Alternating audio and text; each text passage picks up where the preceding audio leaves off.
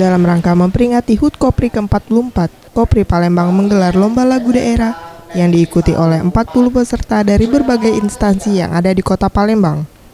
Lomba lagu Palembang ini dilaksanakan selama 3 hari, dari tanggal 9 hingga 11 Desember 2015.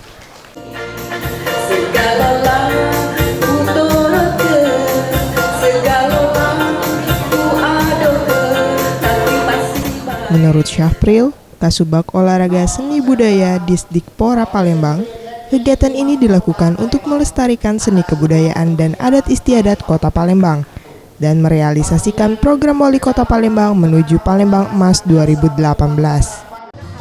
Alasan kita yang pertama dalam rangkaian kegiatan peringatan HUT ke-44 Kopri Kota Palembang, kemudian untuk merealisasikan visi dan misi Bapak Wali Kota dan Wakil Wali Kota Palembang periode 2013-2018, dan yang paling penting adalah untuk melestarikan seni dan adat istiadat Kota Palembang. Sementara itu, juara 1 putri Endang Sari mengungkapkan kegiatan ini sangat positif dan seharusnya generasi muda dapat mengetahui lagu daerah Kota Palembang. Jadi untuk adik-adik, ibu-ibu atau warga Palembang, mari kita lestarikan seni budaya Kota Palembang, terutama di bidang kesenian untuk lagu-lagu daerah asli Palembang.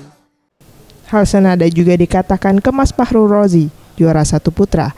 Ia berharap pegawai Kopri Kota Palembang tetap berkarya, salah satunya dengan menjaga dan melestarikan seni kebudayaan dan adat istiadat Kota Palembang. Kita jangan putus berkarya, walaupun kita sudah menjadi pegawai ataupun sudah menjadi orang-orang yang dewasa, tentunya yang sudah tua kan, tetapi yang namanya seni tetap mengalir dan tetap tunjukkan kepada masyarakat Kota Palembang.